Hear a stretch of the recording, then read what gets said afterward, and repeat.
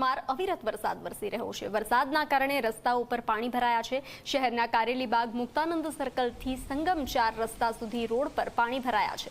Road પાણીમાં ગરકાવ થતા લોકોને મુશ્કેલીનો સામનો કરવો પડી રહ્યો છે।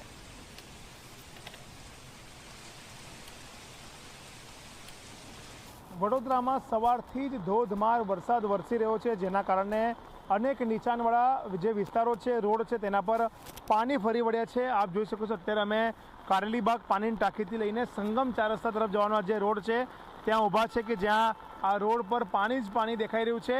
મહત્વની બાબત છે કે થોડાક જ વરસાદમાં આ જે રોડ છે તેની આ પ્રકારની હાલત થઈ જતી હોય છે અને લોકો મુશ્કેલીમાં મુકાતા હોય છે।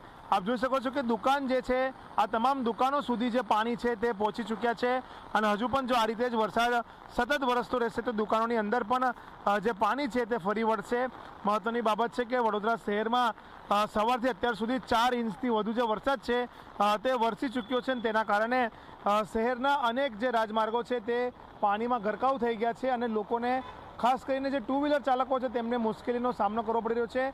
વરસાદની પરિસ્થિતિ પર તંત્ર સતત નજર બનાવીને રાખ્યું છે, પરંતુ જે રીતના હવામાન વિભાગે રેડ એલર્ટ આપ્યું છે અને તેના કારણે જે વડોદરાવાસીઓ માથે વરસાદી જે સંકટ છે તે તોડાઈ રહ્યું છે અને જે રીતે વરસાદ છે તે સતત અવિરત વરસવાના કારણે ઠેર ઠેર રોડ રસ્તા પર પાણી ભરાયા છે।